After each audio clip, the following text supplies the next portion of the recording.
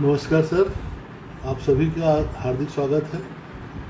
बातों बातों में आज हम डॉक्टर विवेक बंसोड़ जी से बात करने जा रहे हैं। विवेक बंसोड़ जी सुविख्यात हारमोनियम वादक हैं और देश के बहुत बड़े बड़े कलाकारों के बीच उन्होंने बहुत गुणी संगत की है। एक संगीतज्ञ के रूप में उनका बड़ा आदर है और उज्जैन में वे रहते हैं। उनकी सबसे बड़ी खास बात है कि चाहे वो शास्त्रीय संगीत हो चाहे उपशास्त्रीय संगीत हो, सभी में उनका एक रचनात्मक हस्तक्षेप बना रहता है और हमारे देश के अनेक गुणी गायकों ने उनको लगातार पसंद किया है। विवेक जी आ चुके हैं, मैं उनको ले लेता हूँ वीडियो पर। हम लोग बिना देर किए, हालांकि मैंने उनसे कहा था कि आप 6:35 पे आना, तो वो अभी 2 मिनट पहले आ गए। तो मैं जो उनके बारे में बताना चाह रहा था वो हम लोग एक साथ ही बात करेंगे।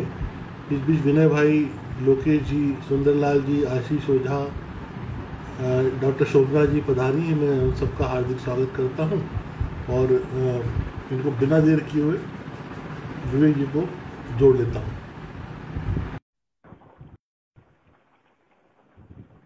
प्रणाम आयुषी।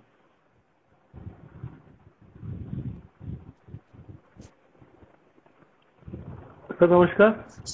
नमस्ते नमस्ते। आप, हाँ बस ये बात एकदम बैलेंस हो गया। जी जी। आपको मेरी आवाज सुनाई दे रही है सर? वॉइस? हाँ, अच्छी तरह से आ रही, अच्छी आ रही, मेरी आवाज आ रही है आपको? हाँ, वो भी बहुत बढ़िया, क्लियर और विजुअली भी बहुत रिच है, व्यवस्थित है। वो हमारी बच्ची का सब कमाल है। टाइम्स ऑफ हाँ इंडिया में यार, मेरी बालिका। जी, ये उसने किया है सब। ये ये बच्चे लोग ही काम आ रहे हैं सर आजकल हमारे लिए। तो इन बिल्कुल तकनीक में बिल्कुल। हम लोग कुछ ज्यादा उस तरह से जान नहीं पाते हैं।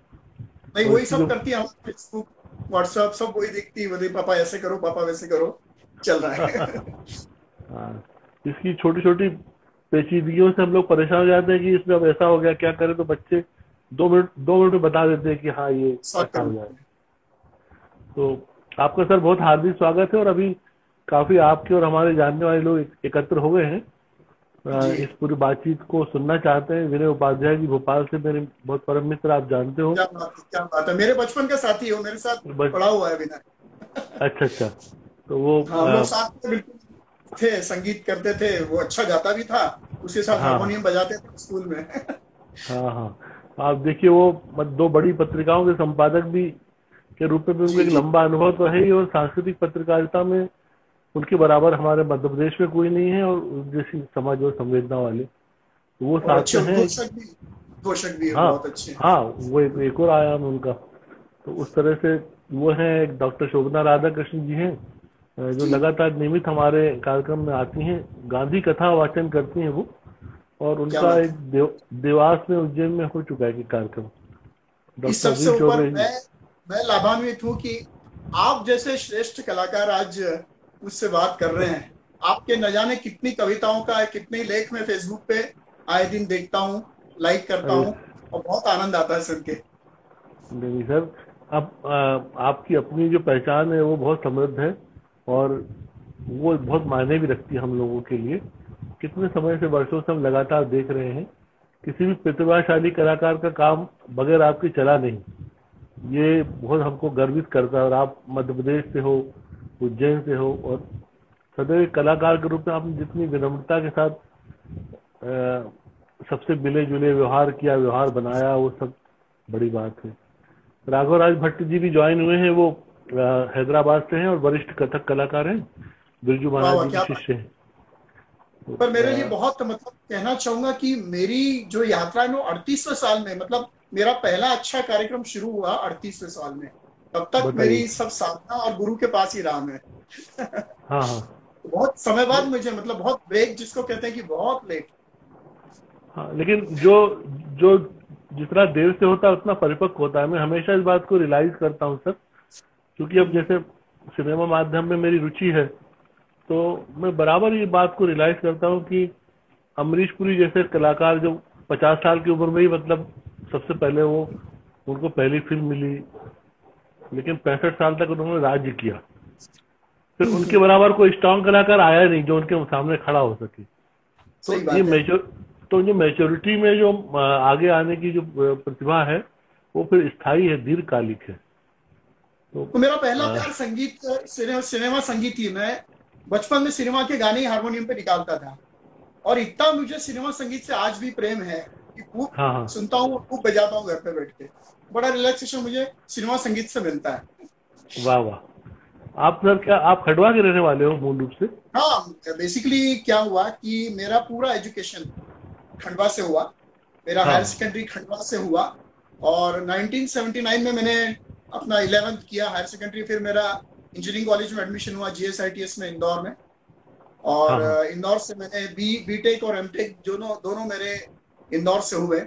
उसके बाद में कुछ दिन में देवास में गजरा गेयर्स में भी 4 साल काम किया। फिर PSC से सिलेक्ट होके गवर्नमेंट हाँ कॉलेज सागर रीवा उज्जैन में एज ए हाँ लेक्चरर रीडर प्रोफेसर बना। और हाँ उसके हाँ बाद फिर मेरे कुछ ट्रांसफर होते रहे, घर की भी कुछ ऐसी परिस्थितियां थी कि मैंने हाँ गवर्नमेंट से 18वें साल में रिजाइन किया। मैंने पेंशन तक नहीं लिया, और हाँ महाकाल हाँ ग्रुप ऑफ इंस्टीट्यूट्स में मैं 2003 से एज ए डायरेक्टर और प्रिंसिपल कार्य कर रहा हूँ उज्जैन में। हाँ, लगा वो एक बड़ा इंस्टीट्यूट है, और शायद मैं एक बार वहाँ आया भी हूँ, मुझे बहुत अच्छा लगा वो बहुत। जी जी जी जी। और जिस तरह से वहाँ पर शिक्षण पद्धति है वो सब बहुत महत्वपूर्ण भी वहाँ है। हमारे यहाँ पे इंजीनियरिंग है, फार्मेसी है, MBMC, बड़ा ग्रुप है। करीब 4000 हाँ बच्चे हमारे कैंपस में हैं। हाँ, तो वही काफी तो। बड़ा ग्रुप है, और काफी एंगेजमेंट मुझे वहाँ समय बहुत देना पड़ता है। सुबह 9 बजे से लेकर शाम को 6 बजे तक मैं लगभग कॉलेज में ही रहता हूँ, क्योंकि सभी हाँ कुछ हाँ मैनेजमेंट पूरा ही संभालना पड़ता है वहाँ पे।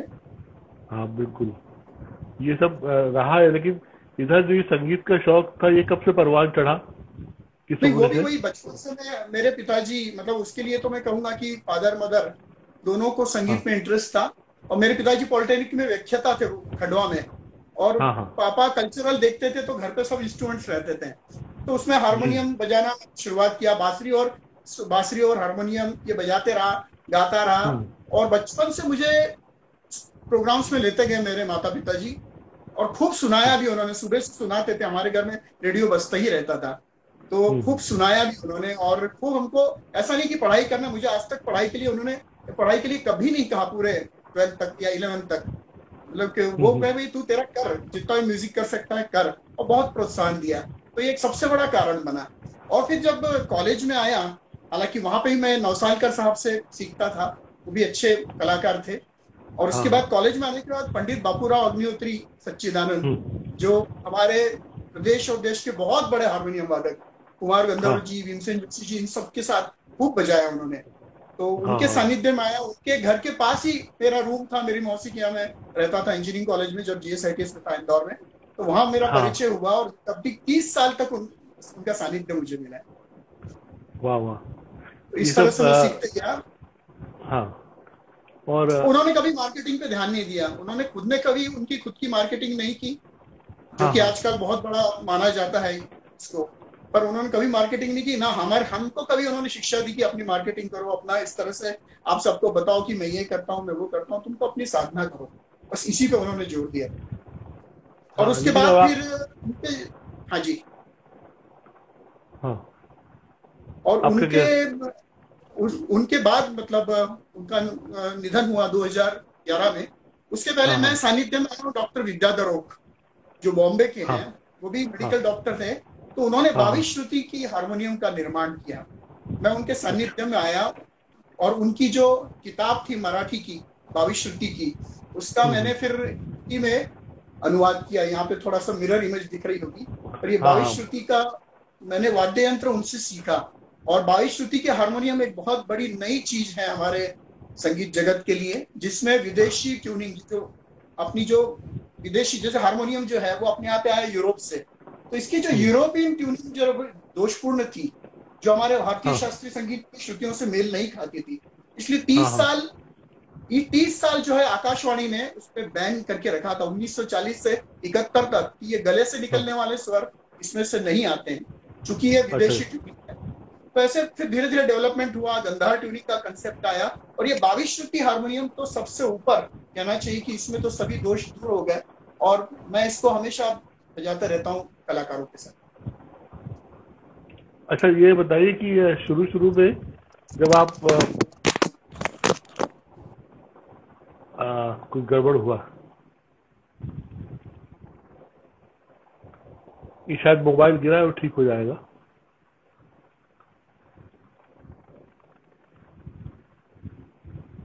डॉक्टर शार्ली जी, आपको मैं नमस्कार करता हूँ, आप आई। जी जी जी जी जी। तो हाँ जी। ये जो मंच पर प्रस्तुति का सिलसिला कब से शुरू हुआ है सर? नहीं, अब मैं कहूंगा ठीक है, छोटे मोटे कार्यक्रम तो हम बजाते थे, हाँ लेकिन कहना चाहिए कि अच्छे कार्यक्रम जैसे कि चाहिए कि जैसे पंडित राजन साजन मिश्र जी, पंडित जगदीश हाँ प्रसाद। मेरी शुरुआत हाँ हुई थी, मुझे देवास में वसुंधरा कोमकली जी, उनका 23 हाँ तारीख को ही जन्मदिन हुआ, तो जी जी उन्होंने, उनके सानिध्य में हम आए देवास में, हाँ और हाँ उन्होंने हमें काफी प्रोत्साहन दिया। ट्यूनिंग के लिए भी उन्होंने कहा। मेरे हाँ पंडित बापूराव अग्निहोत्री जी ने मुझे बहुत प्रेरित किया था ट्यूनिंग के लिए, बजाने की स्टाइल बताई थी। तो धीरे धीरे हाँ मैं कलाकारों के संपर्क में आने लगा, और फिर वो लोग हम्म, मुझे बुलाते गए। और तो 1900 कहना चाहिए 1998 मेरे लिए सबसे जी महत्वपूर्ण वर्ष रहा, कि जब मैंने कुछ अच्छे प्रोग्राम मुझे मिले, कुछ अच्छे क्लासिकल गायक गायकों के साथ बजाने का मुझे अनुभव प्राप्त हुआ। अच्छा सर, एक बात तो है, एक रंगकर्मी मित्र मेरे बहुत अच्छे गुणी हैं, ज्ञानेंद्र दोस्त, वो ज्वाइन हुए। कल हमने उनसे बात की थी, बहुत जी। अच्छी, वो छपरा से थे और लोक मंच के लिए बहुत काम कर रहे हैं। महेंद्र भवालकर जी को आप जानते हैं, वो हाँ, अभी वो ज्वाइन तो हुए। रिश्ते में भी आते हैं हमारे। हाँ जी जी। हाँ, इसीलिए सुनने आए, नहीं तो मेरा कार्यक्रम सुनने आते नहीं है। ये बात है। महेंद्र भवालकर जी उज्जैन के रहने वाले हैं निश्चित रूप से। हाँ जी जी, उज्जैन के ही और है। और और उदय भवालकर जी के परिवार से गुणी गायक, वो भी हमारे प्रदेश का गौरव है, जो बहुत बहुत देश बहुत दुनिया सर। तक उनकी ख्याति नहीं, पहुंची। मुझे भी सानिध्य, मतलब अपने यहाँ के जो अच्छे कलाकार है, जैसे कल्पना जोगरकर जी, उन्होंने मुझे प्रेरित किया। मतलब हम हाँ लोग हाँ पहले स्टेज पे बहुत इतना बजाते नहीं, एक बार इन कलाकारों ने हमें प्रोत्साहन दिया है। गोकुल उत्सव महाराज जी के साथ योग आया, तो इस तरह से मैं धीरे धीरे बजाने की आदत बनी, और उसके बाद प्रोग्राम मिलने लगे। सर, मैं एक बात को ध्यान देता हूँ कि हम्म आपको इन सारे कलाकारों का व्याकरण मालूम है। हम्म। कैसे रानी रानी लौक रही है। कैसे? अच्छा, कुछ हुआ है?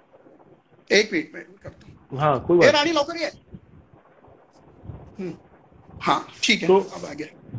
तो सारे कलाकार जिस तरह से गाते हैं, जो भी उनका स्वर का पथ है, एक तरह से कहाँ पर उतार चढ़ाव है, कहाँ मोड़ है, ये सब को लेकर आपके जो आभास है वो बड़े पक्के हैं।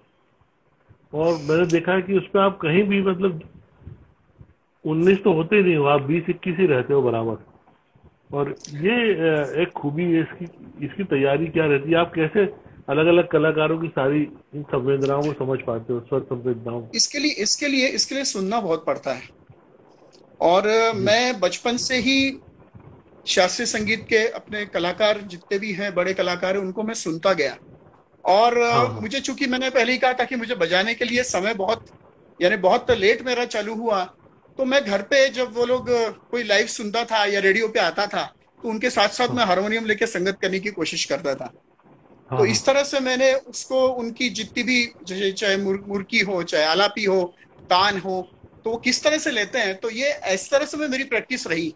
तो हाँ वो हाँ मुझे फायदा मिला कि उनका फॉलो करता गया मैं, रेडियो पे जहाँ पे भी चल रहा था हारमोनियम लेके हाँ। मैं उनको फॉलो करता रहा। तो काफी अच्छे अच्छे कलाकारों को सुना और उनके साथ फॉलो करा, किस तरह से गाते हैं, कैसे गाते हैं, क्या उनकी स्टाइल है। तो उसके कारण ही मुझे फायदा हुआ। मैंने हमेशा ही देखा है कि कोई भी कलाकार, जो बड़े कलाकार, चाहे वो आरती अंकलीकर जी हो, अश्विनी भिड़े जी हो, राजन साजन जी हो, और भी बड़े कलाकार, वो अगर मध्य प्रदेश आएंगे गाने, तो उनकी जुबान पर आपका नाम जरूर होगा। हारमोनियम आप बजाएंगे, और आपके साथ, मतलब मैंने देखा है उल्लास राजहंस और विवेक बंसोड़ की जोड़ी है, उससे जी फिर यह जी। है कि बेड़ा पार हो जाता है। ये सब क्या है? वो वो भी है, हमारे हितेन भी है। इस तरह से हम लोग काफी लोगों की संगत किया। उल्लास के साथ भी, उल्लास भी बहुत उम्दा बजाते हैं, और कई कलाकारों के साथ उन्होंने, हम लोग साथ में संगत की है। तो उसके बाद हाँ एक हाँ आदत हो जाती है कि सामने बैठे हैं तबले वाले उल्लास जी और हम सामने बैठे हैं, तो आपस में आंखों में आई कांटेक्ट से ही काफी चीजें अब कर रहे हैं कि अब ये मुझे ये करना है, उसको ये करना है, गायक अब ये गाने वाला है। तो इस तरह से ये टीम वर्क बहुत अच्छी तरह से हो जाता है। और एक बार किसी कलाकार के साथ जमने लग जाए तो मुझे याद है कि अभी आरती अंकलीकर जी के साथ मैंने करीब 30 से ज्यादा कार्यक्रम मध्य प्रदेश में और बाहर बजाए हैं। तो वो तभी संभव हो पाता है, अदरवाइज आर्टिस्ट को अगर नहीं जमा तो दूसरी बार वो लेता नहीं है संगत कलाकार को अगली बार। वही सब कलापति जी। तो ये सब परमेश्वर की कृपा है सर, ये ऊपर वाले की है, हमारा कुछ नहीं उसमें। नहीं, ऐसा नहीं है। कई बार जब उनका गायन में ठहराव आता है, फिर जब आप उस पूरी चीज को एक प्रवाह देते हो तो उस समय फिर आपकी कला दिखाई देती है कि आप क्या हो। तो जी और मैंने देखा कि सीखना तो ऐसा ही होता है। हाँ, और आप बहुत डूब के बजाते हो, मैंने भी देखा।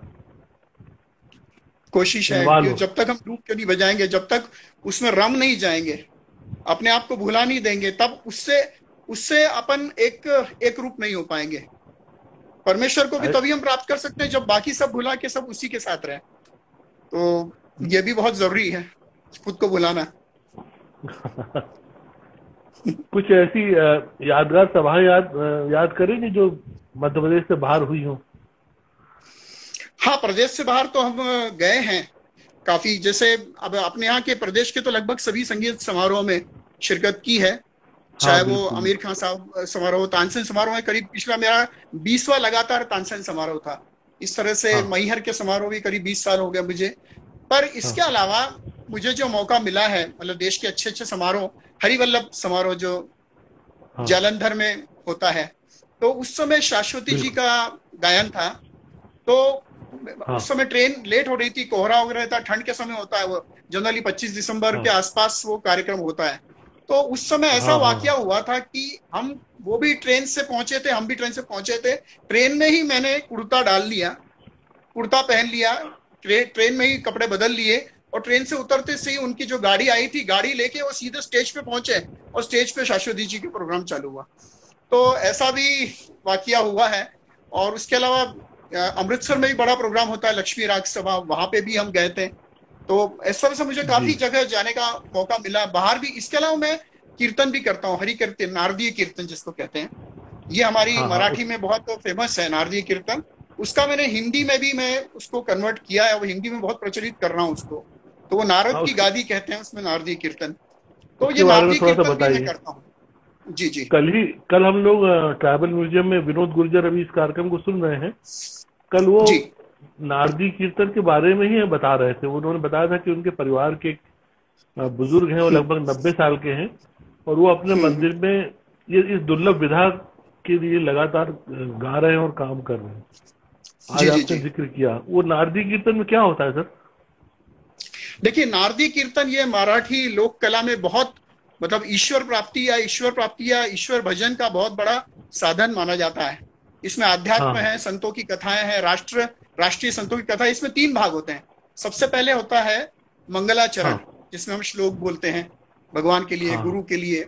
उस मंगलाचरण के बाद हमारा होता है एक निरूपण, किसी भी संत के या अभंग या भजन का अर्थ समझाना, उसके लिए गीता के श्लोक और भी चीजों के उसमें दृष्टांत देते हुए, वो कहलाता है आपका निरूपण। और निरूपण खत्म होने के बाद हमारा एक तीसरा पार्ट इसका है आख्यान। तो उसमें किसी संत की कथा हम सुनाते हैं, और इस तरह से ये पूरा नारदी कीर्तन होता है। तो इसमें पूरा, मतलब इसमें अलग अलग विधा है। इसमें नाट्य भी आ जाता है, संगीत भी आ जाता है, इसमें गद्य भी आ जाता है, पद्य भी आ जाता है, इसमें कुछ हंसी मजाक भी आ जाती है, कुछ दृष्टांत समझाते समय। लेकिन अल्टीमेट एम की ईश्वर में सब लोगों को रंबान करना, और इसलिए भगवान से जोड़ना, इसलिए वो एक बड़ा आध्यात्मिक और बहुत अच्छा और लोकप्रिय है महाराष्ट्र में। और मैं ये हिंदी में भी कर रहा हूँ, मध्य प्रदेश में और इधर उत्तर प्रदेश में भी मैंने कीर्तन किए हैं। हाँ, ये इधर निमाड़ में इसका कुछ प्रभाव है, ये आप देखिएगा। महाराष्ट्र से जुड़े जितने भी है ना, वहाँ पे जरूर सुनते हैं। कीर्तन सम्मेलन भी होते हैं हमारे। इंदौर में भी कीर्तन सम्मेलन होता है, हमारे उज्जैन में भी कीर्तन सम्मेलन होता है। जी। एक ये आपने बताया कि आप एक इंस्टीट्यूट में जिस तरह से आप निदेशक हैं, एक जवाबदारी वो है जो बिल्कुल संगीत से इतर है, और एक काम ये जो आप कर रहे हो। तो दोनों दायित्वों को कैसे अलग अलग निभा पाते हैं? इतने सब कैसे समय निकलता होगा?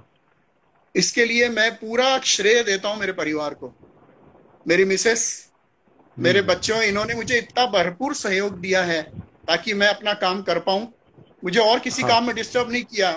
मिसेस ने कभी मेरे को नहीं कहा कि आप जाओ सब्जी लेके आओ या ये लेके आओ या ये सामान खत्म हो गया है, इसका बॉर्डर मुझे ज्यादा करने दिया नहीं। ये लोग खुद ही उस चीज को संभालते थे और मुझे पूरा समय देते कि आप तो अपना करिए। सांसारिक प्रपंच तो सबको रहते हैं, लेकिन उनको उसका ध्यान था कि ये कुछ कर रहे हैं, कुछ अच्छा कर रहे हैं, तो इनको करने दे। तो कॉलेज के अलावा मैं सुबह भी रियाज करता हूँ 1 आध घंटा, और शाम को भी करीब मेरे को रात को 10 से रात के 11:30 बजे तक रोज रियाज अपना कुछ ना कुछ, चाहे वो भजन हो, चाहे कीर्तन हो, चाहे हारमोनियम हो। एक और विधा है पाइप हारमोनियम, वो भी मैं आपको हाँ। दिखाना चाहता हूँ। उस पाइप हारमोनियम को भी मैंने भारतीय श्रुतियों में कन्वर्ट करके उसको मंगल वाद्य नाम दिया। ये पाइप हारमोनियम जो मुंह से जी फूंक के जी। बजाते हैं इसको, ये सर ये आपने पाइप शायद हारमोनियम। 2-3 वर्ष पहले इसको बनाया था ना? हाँ जी जी, मुझे मैंने याद बताया पड़ता था है। तानसेन समारोह में भी इसकी प्रस्तुति मैंने दी थी। मेरा एक लेक्चर डेमोन्स्ट्रेशन भी करता हूँ संगीत की हाँ श्रुतियों हाँ। पे, संगीत, तो उसमें मैंने भी इसको भी बजाया हुआ है। तो ये पाइप मुझे हारमोनियम भी मैं यूज करता हूँ। इसको थोड़ा सा तो सुने इसमें सर शास्त्रीय आप। संगीत होता है। जी इसको सुने जी, आपके माध्यम से अभी। इसको अभी आप बजाना ही चाहेंगे सुनाते हैं। आप? हाँ बिल्कुल, 2 मिनट रानी लौकर ये हाँ बच्ची इसको होल्ड कर लेगी। हाँ। हाँ बिल्कुल। मोबाइल ए को चाहें रानी, तो रख लीजिए कहीं। नहीं नहीं, हाँ मैं करता कुछ। हूँ, वो कर लेगी हाथ में और मैं आपको भी सुना देता हूँ। हाँ नहीं, कुछ किसी में सेट कर लीजिए। इसमें लगा दो हिलेगा नहीं केवल। फिर वो। हाँ जस्ट बिल्कुल चालू हो जाएगा।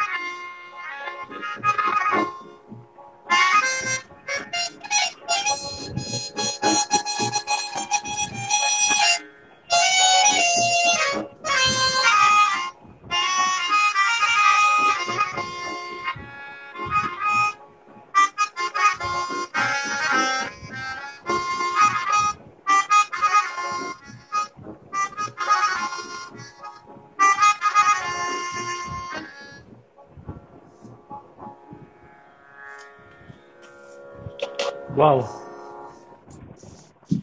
इसके अलावा एक और वाद्य कहूंगा मैं, एक थर्ड एम्पायर बनाया है जिसको हाँ बोलते हैं बताइए संगीत सर। का थर्ड एम्पायर। अच्छा अच्छा। हेलो, आवाज हाँ सुन रहा हूँ सर। नहीं, आ रही है। आपकी कम आ रही है आवाज मुझे थोड़ी। मेरी, पर मेरा माइक तो हाँ ठीक है सर। हाँ, संगीत का थर्ड एम्पायर जान के हाँ आपको बड़ा आश्चर्य होगा हाँ कि ये हाँ। थर्ड एम्पायर कैसा है। तो जो हम गाते हैं वो सही है या नहीं है, जो हम बजाते हैं वो सही हाँ है या नहीं, वो आप तो सुन के बोल सकते हैं कि हाँ भैया ये सही है, अच्छा लग रहा है, श्रोता तो हाँ। बोलेगा। लेकिन एक थर्ड एम्पायर भी आपको बताता है कि आपका हाँ। स्वर सही है नहीं, लाइट जला के वो बता देगा। मैं इसमें अगर अच्छा। सारे गम बताऊंगा तो इसमें दिखाएगा वो कि आपका सा बज रहा है, कितना ऊपर चल रहे हो, कितना नीचे चल रहे हो, कितनी त्रुटि है। और अगर आपका क्या एरर बात है। फ्री है तो थर्ड एम्पायर लाइट जला के आपको बता देगा कि आपका सुर सही है। तो ये एक अलग अच्छा से म्यूजिक फ्रिक्वेंसी एनालाइजर है। तो बीइंग ए टेक्निकल एजुकेशन में हम लोगों ने उसको डिजाइन किया है, और मेरे कॉलेज में काफी चीजें मैंने संगीत से रिलेटेड डिजाइन की है। तो ये थर्ड एम्पायर बहुत काम आएगा। अपनी रियाज ये सही है या नहीं खुद तो कलाकार को आकलन करके देख अनुशासित, सकते हैं। कलाकार जी को अनुशासित करने के लिए। जी बिल्कुल। तो ये बहुत बहुत बहुत मैंने इसका भी डेमोन्स्ट्रेशन दिया है फेसबुक पे, काफी इसकी चीजें दी हुई है कि मैं सा बजा हाँ। रहा हूँ, वो बताएगा कि सा, वो स्वर बता देगा, राग के स्वर भी बता देगा। और अच्छा अच्छा। वो फिर जी जी। और ये दूसरा मैं डॉक्टर। कहूंगा कि स्वामी श्रुति का हमारे यहाँ पे काफी जागृति आनी है। जहां तक हारमोनियम का सवाल है, अभी भी हाँ लोग जो हाँ है 12 सुर के हारमोनियम यूज कर रहे हैं, जो कि टेम्पर्ड है हाँ और बेस्ट है। हाँ तो वो 22 श्रुति हाँ का ये कल्चर डालना पड़ेगा। इसका पूरा गणित पे हमने काम किया है कि सा के बाद अगर कोमल हाँ ऋषभ आएगा तो उसकी फ्रीक्वेंसी क्या रहेगी, उसका अंतर कितना रहेगा।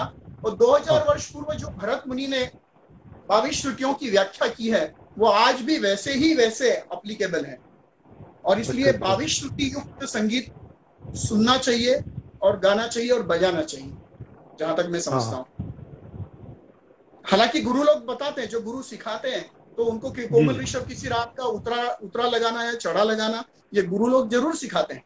पर वो कितना हाँ हाँ। लगाना, उसकी उसका परसेंटेज कितना है, वो गणित है। और संगीत एक गणित है, और उस गणित को जान लेना बहुत जरूरी है। ये हम डॉक्टर शोभना राधाकृष्ण जी पूछ रही हैं, मराठी में पूछा उन्होंने, तुम्ही गजर गातात का? निवृत्ती ज्ञानदेव, सोपान मुक्ताबाई, वाह वाह एकनाथ वाह, नामदेव। कहानी कहानी। वो गजर तो बिल्कुल कीर्तन का हमारा एक भाग है, कीर्तन का भाग है वो तो। वो क्यों नहीं गाते। हाँ, वो तो गाते ही है।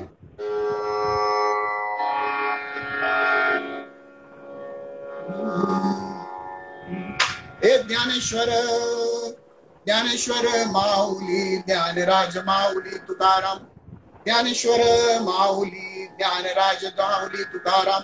हे ज्ञानेश्वर माऊली, ज्ञानराज माऊली तुकाराम, ज्ञानेश्वर माऊली, ज्ञानराज माऊली तुकाराम, ज्ञानेश्वर माऊली, ज्ञानराज माऊली तुकाराम। पंढरीनाथ भगवान की जय, गोपाल कृष्ण भगवान की जय। ये हमारे कीर्तन के गजल में होते रहता है। हाँ हाँ हाँ, बहुत सुंदर, क्या बात है सर। और अभी जैसे कि आप चाहते हैं कि, हाँ मैं एक जरूर चीज कहूंगा कि कोरोना को लेके सब लोग, हम लोग सब दूर हाँ जिसका प्रकोप है, सब लोग भयभीत है। आगे क्या होगा, भविष्य क्या है, हाँ कैसे कम होगा, इस पे कई हाँ लोग अलग अलग कोई दवाइयां दे रहे हैं, कोई वैक्सीन ढूंढ रहे हैं। तो इसमें हमारा एक रिसर्च हुआ है और हमने एक हाँ, एंटी कोरोना म्यूजिक भी बनाया है। और क्या वो बात है। मैंने अभी वो म्यूजिक बना के उसकी लिंक सबको भेजी भी है। असल में MIT जो अमेरिका का है, जिसको बोलते हैं मैसेच्यूसेट्स इंस्टीट्यूट ऑफ टेक्नोलॉजी, वहां के हाँ एक इंजीनियर और प्रोफेसर ने, उसने कोरोना का म्यूजिक निकाला। कोरोना का जो अणु है, कोरोना का जो मॉलिक्यूल है, वो फिक्स नहीं है, वो घटता बढ़ता हाँ। रहता है। और उसकी जो स्पाइक है, अच्छा वो अच्छा। डंडिया आपने देखी होगी, उसके ऊपर जो बोलते हैं, उसको बोलते हैं हाँ प्रोटीन स्पाइक्स। तो उसकी प्रोटीन स्पाइक का बिहेवियर एज ए स्प्रिंग होता है, और एज ए स्प्रिंग अगर हम्म। होता है तो उसका उसने म्यूजिक रिकॉर्ड किया। और वो म्यूजिक रिकॉर्ड जो ब्रायन इनो करके हमारे विश्व के एक बहुत बड़े संगीतज्ञ है, उनके एम्बियंट म्यूजिक से उसकी कल्पना की कि ये इस तरह से भयावह म्यूजिक इस कोरोना का हाँ है, और ऐसा कोई म्यूजिक आ जाए जो इसको शांत कर दे, जो डिसइंटीग्रेट कर दे इस म्यूजिक को, तो उससे हमारा जो कोरोना का अणु जो है वो शांत हो सकता है, साइलेंट हो सकता है। तो इस पर बेस मैंने 15-20 दिन से, महीने भर से रिसर्च करके एक हमने हमारे श्रुति हारमोनियम से एक म्यूजिक बनाया है। और वो अच्छा। म्यूजिक मैंने कल ही परसों ही लॉन्च किया है, 23 तारीख को लॉन्च किया है। और मैं हाँ सब हाँ दूर उसको फैला रहा हूँ, कलेक्टर साहब को, कमिश्नर्स को, सबको भेजा है।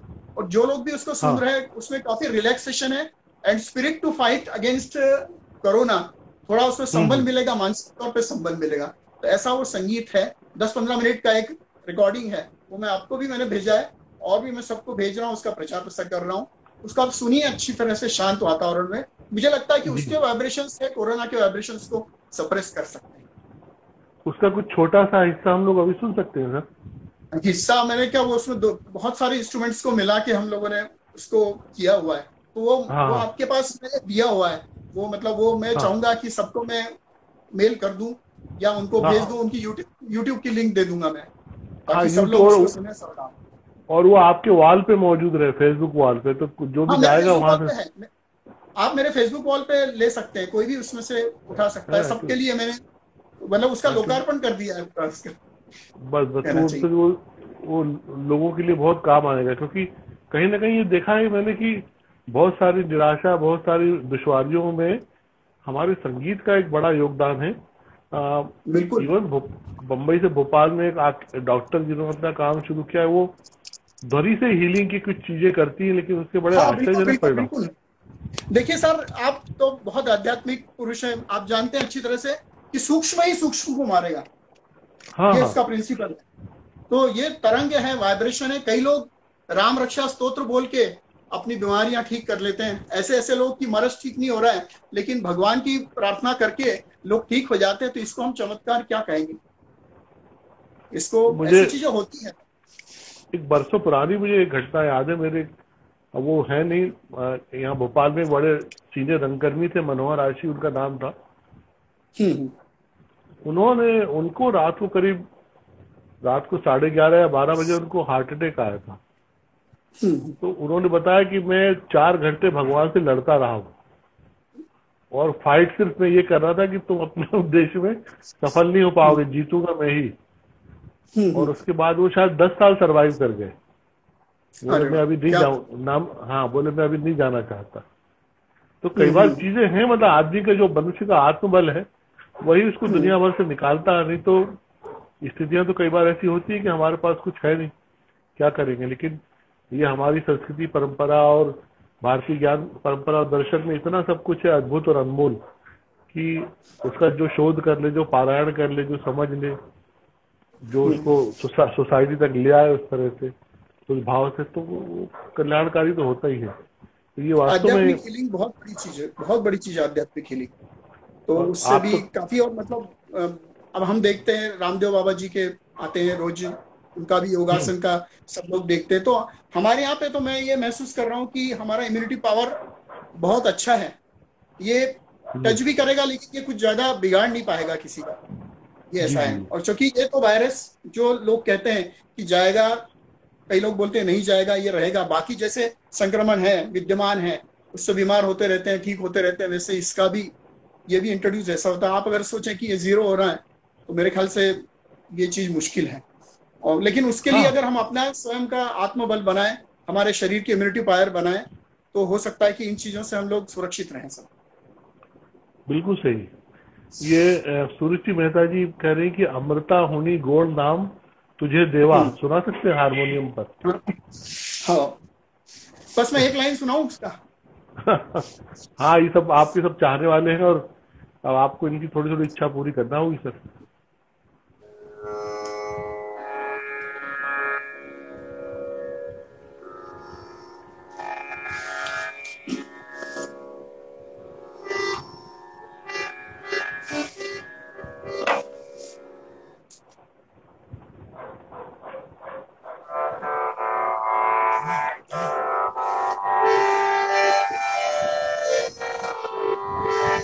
ज्यादा तो नहीं, एक लाइन सुना दूं।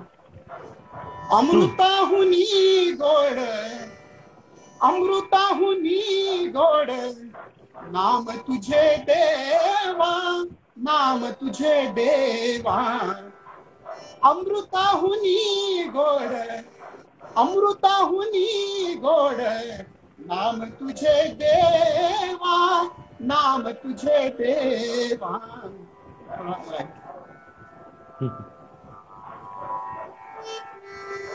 मन माझे केशवा, मन माझे केशवा, ताबानये, ताबानये। अमृताहुनी गोड, नाम तुझे देवा, नाम तुझे देवा। कमाल, बहुत सुंदर। वैसे वैसे बेसिकली गायक नहीं हूँ, लेकिन कीर्तन के लिए जो गाता हूँ वो जरूर हाँ गाता हूँ। नहीं तो वो स्वर है आपका ऊंचा वाला, उच्च हाँ जी, कोटि का जो। वो तो हम तो सीधे काली तीन से ऊपर गाते हैं। अब देखिए काली तीन से, पंढरीनाथ भगवान की जय, गोपाल कृष्ण भगवान की जय, ये पूरा मतलब जय जय राम कृष्ण हरि, जय जय राम कृष्ण हरि, राम कृष्ण हरि, राम कृष्ण हरि, जय जय राम कृष्ण हरि, राम कृष्ण हरि, जय जय राम कृष्ण हरि, जय जय राम कृष्ण हरि। ये सब ठीक नहीं चलता है। बहुत सुंदर, बहुत सुंदर। तभी वो दूर तक उसकी पहुंच भी है ना। ये सब ये नहीं, पर जो उच्च जब कोटि तक अपने को अच्छा नहीं लगेगा तब तक दूसरे को अच्छा नहीं लगेगा सर। इसलिए पहले अपने को अच्छा लगना चाहिए, सबसे बड़ी चीज। अच्छा, इधर आपने लगातार देश के एक से बढ़कर एक कलाकारों के साथ संगत किया है। आपको सबसे ज्यादा किससे प्रभावित किया आपने गायकी को लेकर? वैसे देखा जाए तो इतने बड़े कलाकार हमारे यहाँ पे है। अब वो गुरु गोविंद खड़े काके लागे पाए, वो भी होता है बलिहारी गुरु आपने गोविंद दियो दिखाए। तो मैं तो सभी में गोविंद देखता हूँ, सभी में गोविंद देखता हूँ, और हाँ, सभी अच्छे हैं। सब लोगों ने मुझे कुछ ना कुछ सिखाया है, और सभी को नमन करता हूँ। मेरा सौभाग्य था मुझे कि पंडित जगदीश प्रसाद, वसुंधरा ताई, ये जो बड़े कलाकार थे, बाला साहब पूछवाले जी के साथ भी मैं जब सागर इंजीनियरिंग कॉलेज में पढ़ाता था, सागर के इंजीनियरिंग कॉलेज में, तो बाला साहब पूछवाले जी वहां पे आए थे, तो उनके साथ भी हाँ, संगत करने का मौका मिला। यशवंत बुआ जोशी जी, आप मूर्धन्य कलाकार, आप जानते हैं, ऐसे बिल्कुल, लोगों का भी सानिध्य मिला और इनसे हाँ, सीखने को बहुत मिला। इनकी जो वो कहना चाहिए यशवंत बुआ जोशी जी जो गायकी है, वो भी सीखने में मुझे बहुत, मतलब मैं उनके साथ बैठा, मैं कई बार, मुझे मतलब जब मैं हारमोनियम पे रहता था, लोगों को आश्चर्य, मुझे आंसू आते थे आंखों से कई बार इनके साथ बजाते हुए कि भैया कैसे चल रहा है। और मैं खो जाता था इनकी लहरी में। तो अश्विनी बड़े जी के साथ भी बजाने को मिला, आरती ताई के साथ मिला, देवकी पंडित जी, और इधर भी नई पीढ़ी के जितने भी लोग हैं, कलापिनी है और भुवनेश है, और हमारे यहाँ हाँ, पे मध्य प्रदेश में, इसके अलावा इंदौर में भी शोभा ताई है। कल्पना ताई के हाँ, साथ तो काफी सालों से हम बजाते आ रहे हैं, सीख भी रहे हैं उनसे काफी कुछ। तो हाँ, ऐसा हाँ, हमें हाँ, सीखने को बहुत मिला। और युवा पीढ़ी में जितने भी है, जयधीर मेवंडी हुए या कैवल्य हाँ, कुमार हुए, ये पूरे नई पीढ़ी के जितने भी कलाकार हैं, शौनक अभिषेकी, इन सब के साथ। पर मेरे साथ प्रॉब्लम ये रही कि मैं ज्यादा बाहर नहीं निकल पाया, क्योंकि मेरी जॉब होने के कारण मुझे छुट्टियां नहीं मिलती थी। कई लोगों के हाँ, फॉरेन टूर्स होते हैं कि भैया चलिए 3 महीने के चलिए, 2 महीने के लिए चलिए, 4 महीने के लिए चलिए, तो वो मेरे लिए कभी पॉसिबल नहीं हुआ। हाँ, हाँ, लेकिन ये हाँ, जरूर है कि मैं सिंगापुर में, साउथ अफ्रीका में, और बैंकॉक में मैं कीर्तन करके आया, और इंटरनेशनल म्यूजिक कॉन्फ्रेंसेस में मेरे श्रुतियों के बाजे को ले गया और उसका मैथमेटिक्स मैंने समझाया। तो इतना ही, मैं मतलब हाँ, 1-1, 2-2 दिन के लिए बाहर गया हूँ, लेकिन इनके साथ मैं मध्य प्रदेश के बाहर बहुत कम जा पाया हूँ। कुछ खास हाँ। समय जब छुट्टियां रहती थी तभी जाता था, अन्यथा मुझे जाने को नहीं मिलता था। अपने यहीं पे काम करने में अच्छा लगता था। अच्छा, इधर ये कुछ संगीत को लेके कुछ अकादमिक कार्य भी आप कर रहे हैं क्या? अकादमिक का जो है, मेरा म्यूजिक और मैथमेटिक्स मेनली, हाँ, ये हाँ, एक सब्जेक्ट जो है उसको मैं डेवलप कर रहा हूँ। और हम्म, उसके लिए मेरा पूरा पावर पॉइंट प्रेजेंटेशन है, मेरी बुक्स भी है, चार्ट्स भी है। मैं आपके सामने एक चार्ट भी बताना चाहूंगा। हाँ, बिल्कुल, ये श्रुतियों का चार्ट है, पूरा 22 श्रुतियां है, इनका मैथमेटिक्स क्या है, ये हाँ, पूरा हाँ, जो हाँ, है चार्ट के माध्यम से फ्रीक्वेंसी डिस्ट्रीब्यूशन किस तरह से होता है, ये सब में मेरी बुक्स से टीचिंग मटेरियल है। और हाँ, एक हाँ, हमारे विद्याधर गुप्त साहब ने एक कोर्स हाँ, डिजाइन किया है, जिसको बोलते हैं हम श्रुति श्रुति निपुण कोर्स। हाँ, श्रुति निपुण कोर्स जो है वो हम लोग शुरुआत कर रहे हैं, एजुकेशन इंस्टीट्यूट में हाँ, चालू करेंगे, ताकि लोगों को 22 श्रुति के गणित के बारे में पता चले।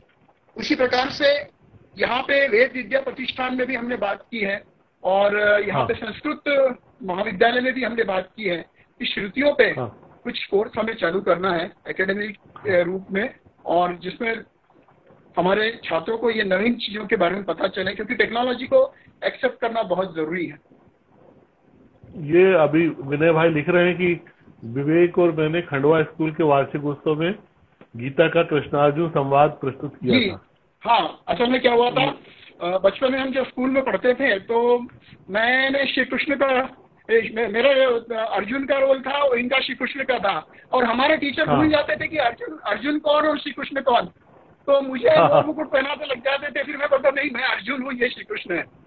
और अच्छा, मुझे अच्छा, अभी तक ध्यान है कि मैं अर्जुन के रूप में पूछता था विनय से कि स्थितप्रज्ञस्य का भाषा समाधि तस्य केशव स्थितधि किम प्रभाषेत किमासीत प्रजेत किम। तो ये मेरे को बोलता था, प्रजाति यदा कामान सर्वान पार्थ मनोरथा आत्मनेवात्मना तुष्ट स्थितप्रज्ञस्य दोच्यते। इस तरह से ये श्री कृष्ण का और अर्जुन का संवाद हम लोगों ने हमारे स्कूलिंग में किया था। हाँ, ऐसे ये सही है। आपकी तस्वीर क्लियर नहीं आ रही है। वो नेटवर्क आपका थोड़ा गड़बड़ हुआ है। मैं तो ठीक हूँ। अच्छा अच्छा, हाँ, अभी आवाज भी थोड़ा सा प्रभावित हुई। हाँ आपकी आपकी आवाज मुझे आ रही है अच्छी तरह से। हाँ, अभी आपके उधर कुछ नेटवर्क का थोड़ा सा प्रभाव गड़बड़ हुआ है। नेटवर्क देख लो बेटा, चेक करो। हाँ हाँ। हाँ ठीक है, नेटवर्क तो ठीक है यहाँ पे। हम्म।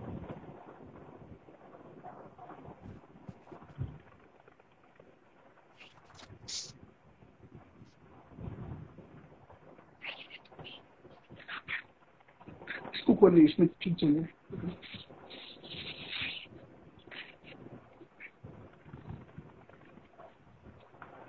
अच्छा, कभी ऐसे अवसर भी आए होंगे सर जब कभी हारमोनियम को ही प्रस्तुत करने का मौका मिला हो?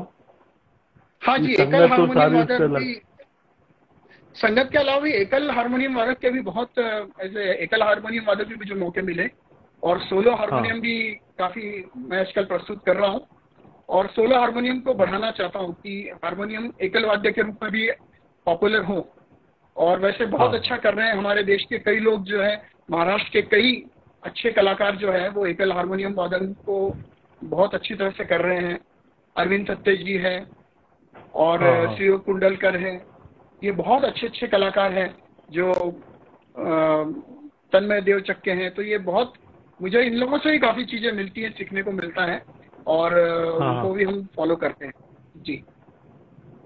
आपके शहर के अमित शर्मा वो पूछते हैं कि सर दूसरे कामों में कभी कभी मन नहीं लगता, संगीत में भी ऐसा होता है क्या? ये कुछ स्पष्ट नहीं क्वेश्चन आ रहा है।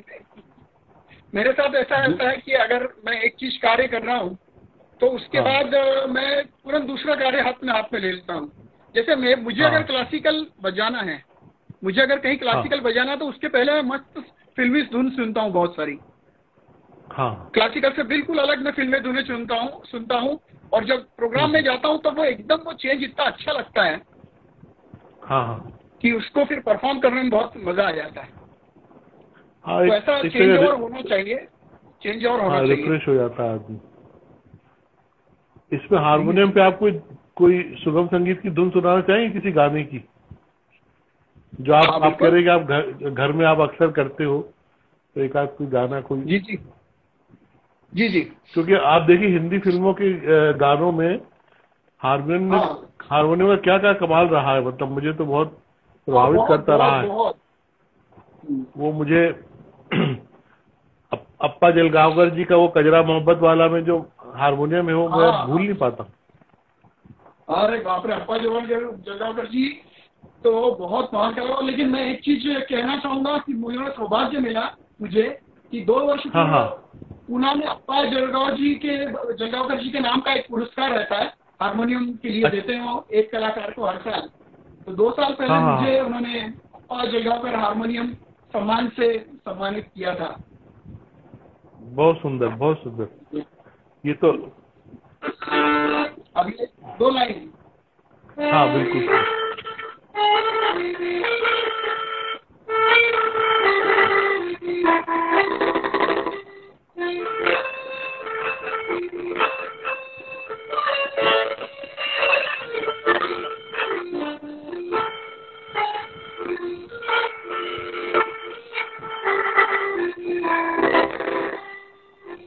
दिल घूम जाए ऐसे नजारों में बेसुनी।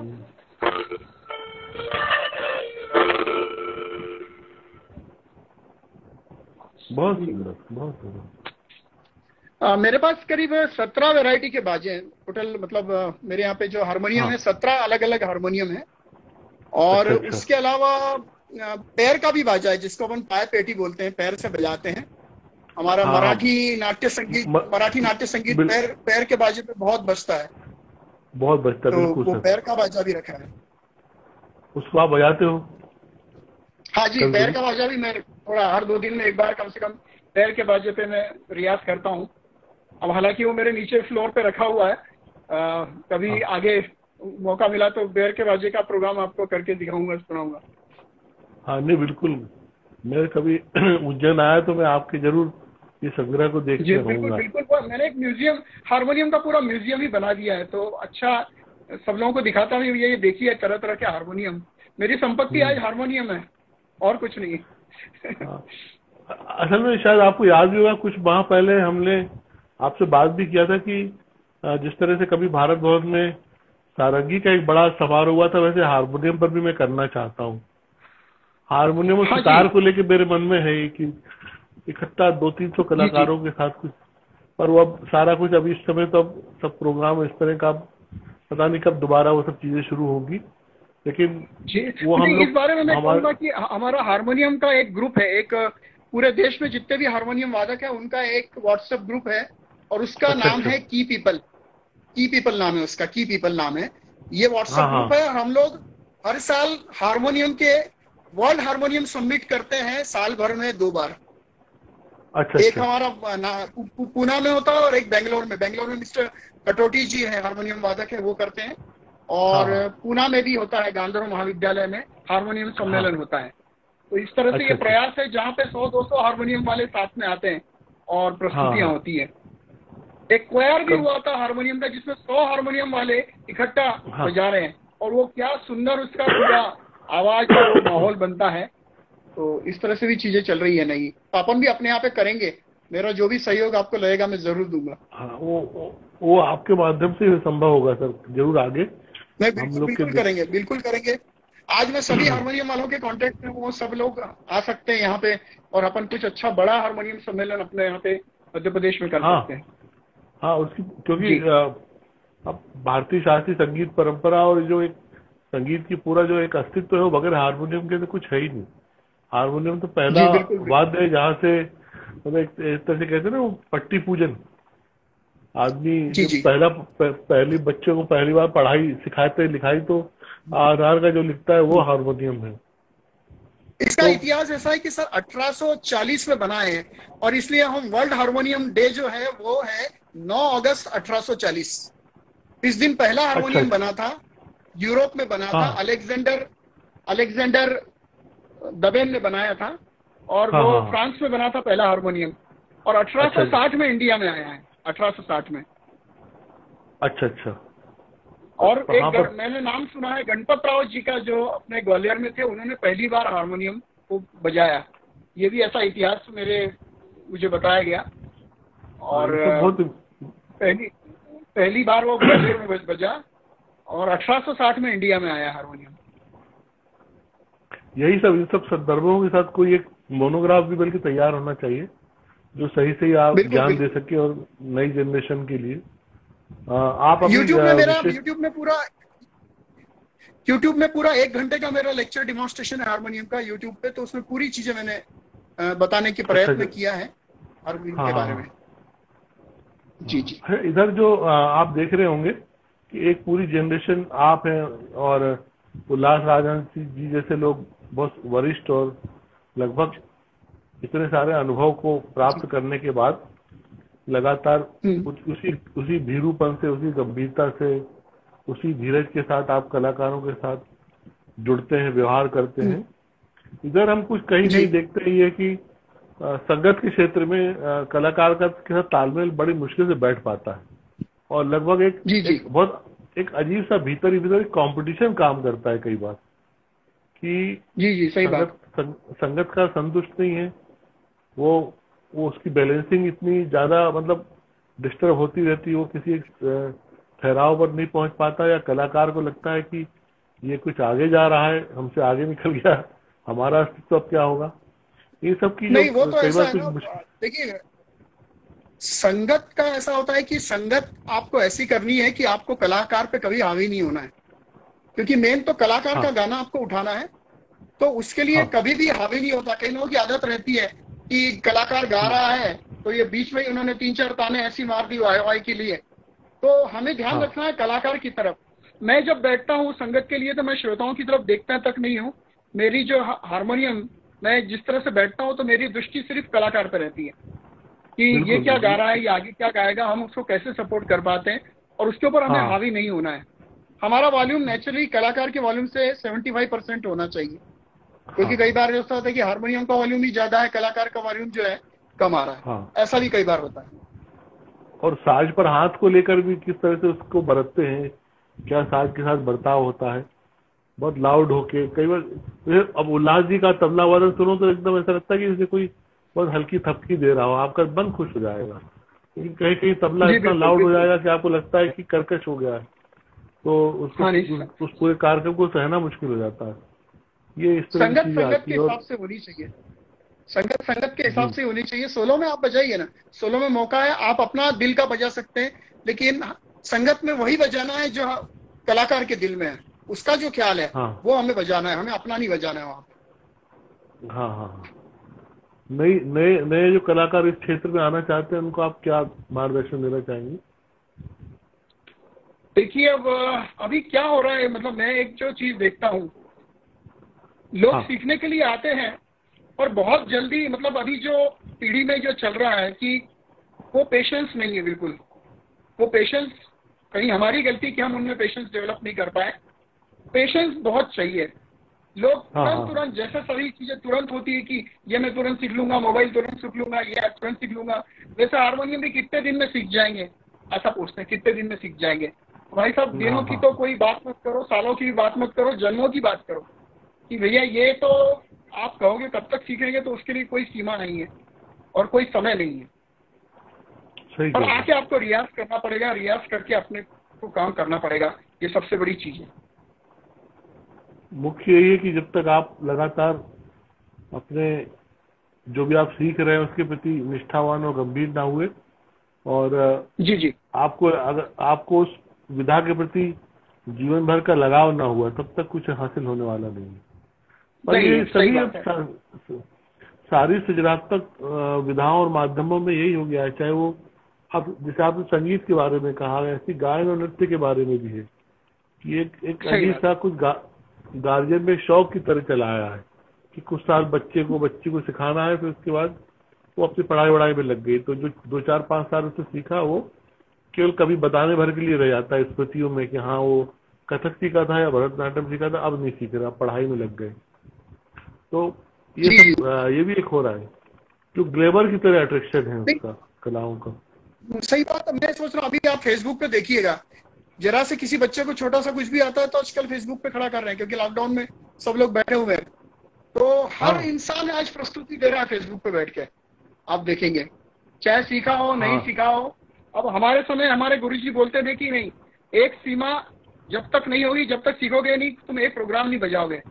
तो इसलिए मैंने आपको जिक्र हाँ किया था कि 38वें साल से करियर चालू किया है। तो समय और सीमा और उसमें संयम लगता है और रियाज बहुत लगता है। वो तो गुरु खुद अलाउ करते हैं कि अब तुम इस काबिल हो कि तुम मंच पर जा सकते जी जी जी जी है ना, और शिष्य की हिम्मत नहीं होती कि वो गुरु की इच्छा के बगैर मंच पर चला जाए। बिल्कुल बिल्कुल। ये पहले के समय की का यही एक आदर्श रहा है, और आज जी तो जी संसार बिल्कुल। बदला हुआ है बहुत। और इस बीच ये जो महीने 2 महीने एकदम से घर के भीतर रहना पड़ा, उससे सर क्या विशेष आपने एक तो कोरोना का बताया कि वो एक संगीत तैयार किया, उसके अलावा भी कुछ किया सर? उसके अलावा भी मेरे कीर्तन काफी हुए। रामनवमी का कीर्तन भी हमने फेसबुक से किया, यहाँ पे लाइव किया। उसके बाद अक्षय तृतीया का भी कीर्तन हिंदी में किया था, हमने फेसबुक से किया। और 2-3 ऑर्गेनाइजेशन थे जिन्होंने फेसबुक लाइव पे हारमोनियम सोलो के लिए हमें बुलाया। तो और इसके अलावा मैंने हारमोनियम एजुकेशन से लेके जो मेरे वीडियोज हैं वो भी मैंने फेसबुक पे डाले हैं। ये मेजरिंग इंस्ट्रूमेंट है, बारिश श्रुति के बारे में है, और पाइप हारमोनियम के बारे में है, और पैर के बाजे के बारे में। ये मैं सब एजुकेट करता गया सबको फेसबुक के माध्यम से। हाँ, बहुत अच्छा। आज आप हमारे इस कार्यक्रम में आए, बहुत अच्छा लगा। और सभी जो जी हमारे जी सुनने वाले थे, सभी आपके जानने वाले भी, परिचित लोग जी जी जिन्होंने आपको वर्षों से सुना है, जाना है, और जिनसे आपका नया परिचय हुआ, वो सब आपसे आइंदा जुड़े रहेंगे। और जुड़े जी। रहने का सबसे पर अच्छा थोड़ा जरिया माफी ये भी है चाहूंगा, कि ये पिछले पिछले पिछले 10 मिनट से थोड़ा सा नेटवर्क का जो प्रॉब्लम हाँ हो सकता है मेरी तरफ से हो, तो उस हाँ, वजह से वो है प्रस्तुति सर। आपको मैं दिख रहा हूँ या मेरी प्रस्तुति आ रही है कि नहीं आपके पास, ये मैं समझ नहीं नहीं पा रहा था पिछले 10-15 मिनट आपका, से। नहीं अभी आपका साउंड तो पूरा क्लियर आ रहा है, साफ। चेहरे में जरूर जी थोड़ा जी सा वो क्रैम्प आ रहा है, लेकिन हाँ जी आवाज पूरी तरह सुनाई दे रही है। जी जी, ये बहुत अच्छा। तो उसको उस तरह से अपन नहीं, व्यवधान की तरह नहीं ले सकते, पर जो बेहतर संभव है वो हम देख पा रहे हैं। और जी यही है कि हम लोग फिर कोई ऐसा अवसर दोबारा आया तो हम लोग फिर बात करेंगे और आपसे इस बीच और जो नया होगा उसके बारे में जानेंगे। सभी मित्र जो यहाँ पर उपस्थित है उन सबका भी आभार व्यक्त करता हूँ। नमस्कार। जी, नमस्ते, नमस्कार।